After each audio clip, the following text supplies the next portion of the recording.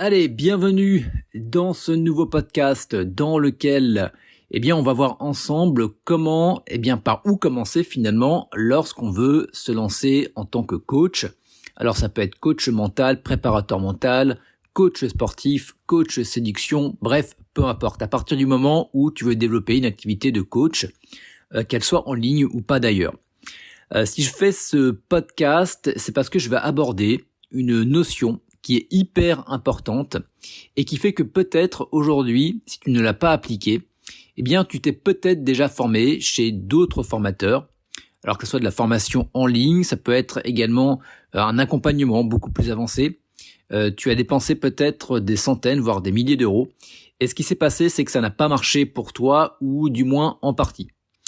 Alors juste avant de t'expliquer pourquoi est-ce que ça n'a pas marché, si tu souhaites rejoindre également la communauté et apprendre à développer ton activité en partant pratiquement de zéro, tu as le lien directement dans la description de ce podcast sur YouTube. Et puis également, tu auras accès à une mind map. Et tu vas voir que cette mind map, elle est un petit peu différente parce que, elle est en totale adéquation avec ce que je vais te dire dans la suite de ce podcast. Donc le lien est directement dans la description de la vidéo YouTube.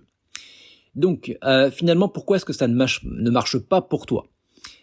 La raison, elle est plutôt simple, elle est plutôt évidente et c'est plutôt une question de bon sens, en tout cas, c'est que, tu pars des autres et tu ne pars pas de toi. Ce qui va se passer quand tu vas prendre, par exemple, la technique du formateur A, lui, il va t'enseigner ce qui a marché pour lui. Et puis après, tu vas aller sur le formateur numéro 2 qui va t'expliquer également, comment ça a marché pour lui et peut-être que ça ne marchera pas également pour toi.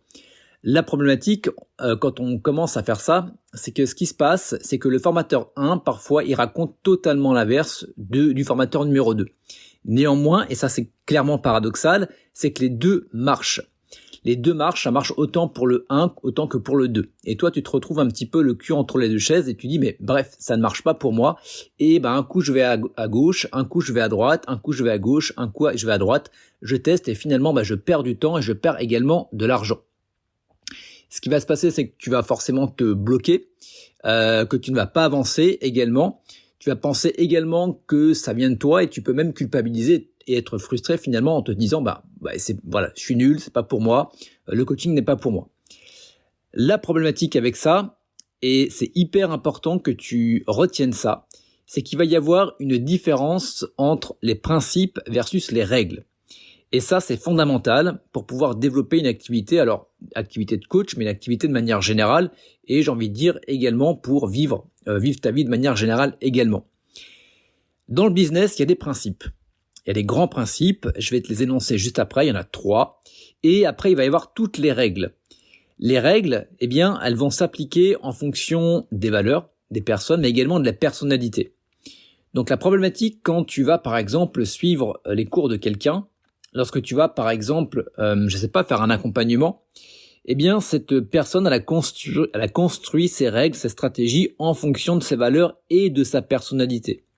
Donc, si elle a une grosse valeur travail, par exemple, et que toi, tu as plutôt une valeur qui va être liberté-temps, tu vas voir que la méthode qu'elle va te proposer, n'est pas en adéquation avec ce que tu veux, par rapport aux résultats qu'elle veut obtenir et toi, les résultats que tu veux obtenir. Je te donne un exemple tout simple. Moi, de mon côté, je m'en fous de gagner des centaines de milliers d'euros. Moi, ce qui m'importe, c'est d'avoir un business de coach qui est hyper adaptable, hyper agile, et dans lequel, je peux cutter mon activité pendant 1 semaine, 2 semaines, parce que j'ai simplement envie de prendre des vacances.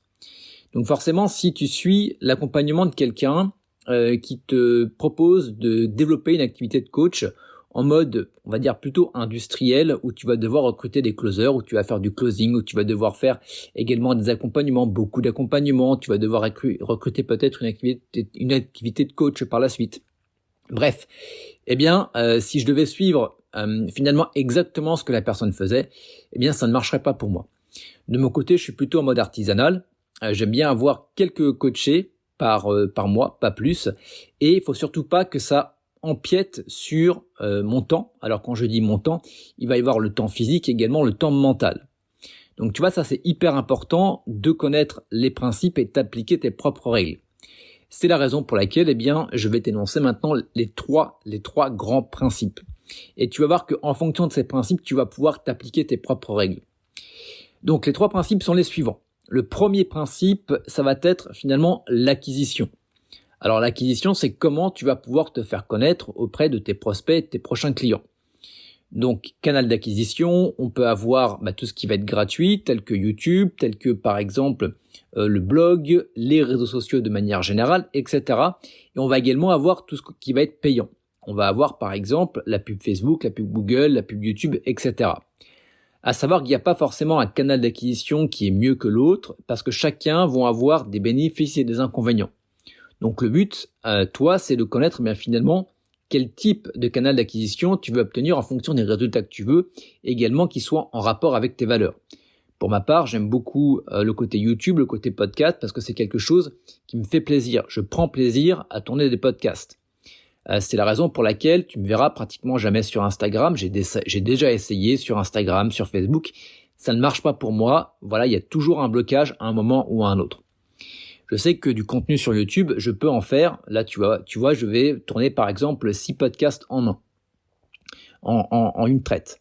Ce que je pourrais pas faire par exemple sur du Instagram. Je pourrais pas m'enchaîner des stories, je pourrais pas m'enchaîner des reels. Voilà, il y a beaucoup trop de complications et je le dis bien pour moi.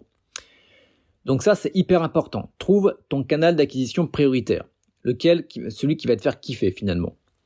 Ensuite, il va y avoir toute la partie marketing. Donc la partie marketing, c'est simple, c'est comment faire en sorte que tu fasses comprendre à la personne que ton produit, ton offre, cette personne en a besoin. Donc finalement, c'est la capacité à persuader une personne, je vais y arriver, et à te vendre. Donc ça également, hyper important. Donc là, après des stratégies marketing, il y en a des centaines, et le but, c'est de connaître celle qui te convient le mieux.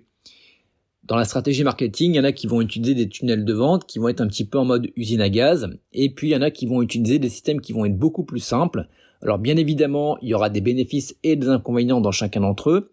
Moi, ce que j'utilise comme stratégie, on est vraiment sur une stratégie qui va être la plus simple possible, la plus minimaliste possible, pour que je puisse me libérer du temps et que j'ai pas des charges mentales et des nœuds mentaux à me faire des tunnels de vente à rallonge. Donc très très simple au niveau de mon marketing. Donc également, je t'invite à prendre un type de marketing qui te convient. Ensuite, on va avoir finalement la création de ton offre et de ton coaching. Donc ça, c'est je récupère des clients. Donc je me fais connaître auprès de prospects. Le marketing va me permettre finalement de vendre mon offre et tu vas avoir la création de ton offre et la manière dont tu vas coacher. Donc ça, c'est le 3e principe, finalement ton coaching. Donc là, je pourrais pas trop t'en parler parce que là, pour le coup, c'est propre à chacun. J'ai ma manière de coacher également, on en parle dans la communauté que tu peux retrouver directement dans le lien dans la description YouTube et tu auras également bien évidemment l'accès à ta mind map. Donc voilà, coaching, ça c'est le dernier axe. Alors à savoir, ça dépend bien évidemment si tu as déjà des compétences en coaching ou pas. Tu verras dans la communauté, on t'apprend également à coacher. Donc voilà. Donc ça finalement, entre guillemets, peu importe la forme que ça va prendre, comme tu peux le voir. Donc le fond, ça va être les 3 principes, l'acquisition, le marketing et le coaching. Et j'ai envie de te prendre l'exemple finalement de la voiture. Ce qui va être important et ce qui va être comment on peut appeler ça, ce qui va être en rapport avec les différents principes, ça va être le fait d'avoir un moteur, d'avoir de l'essence et d'avoir des roues. Donc ça, c'est un petit peu les 3 principes. Une fois que tu as ça, finalement, peu importe la forme, que ça soit une 2 chevaux, une Clio, une Mercedes ou une Ferrari, on arrivera tous au même but, qui est notre but à nous. Donc si tu as envie de conduire en 2 chevaux et que tu es OK avec ça, conduis en 2 chevaux. Si tu as envie de conduire en Ferrari parce que tu veux aller le plus vite possible là où tu vas aller, écoute, prends la Ferrari. Moi, j'aime bien la 2 chevaux parce que ça te permet quand même de profiter du paysage. Et ça, c'est un petit peu ma philosophie. Mais le but n'est pas forcément l'arrivée, mais va être le voyage en lui-même. Voilà. Donc voilà, je crois que j'ai terminé pour ce podcast-là. Tu vois, ça fait combien de temps qu'on est ensemble ? Ouais, ça fait 10 minutes. Écoute, on est bon. Hein. Donc simplement un petit rappel, un petit résumé de ce podcast. Donc finalement, ce qui est important, c'est de te caler sur les principes, donc acquisition, marketing et offre, donc coaching par la même occasion, et après de t'appliquer tes propres règles en fonction de tes valeurs et de ta personnalité. Donc si c'est quelque chose que tu veux développer, c'est ce que je développe également dans la communauté que tu peux retrouver dans la description de la vidéo YouTube. Voilà, je te retrouve de l'autre côté ou je te retrouve dans un prochain épisode. Je te dis à très vite.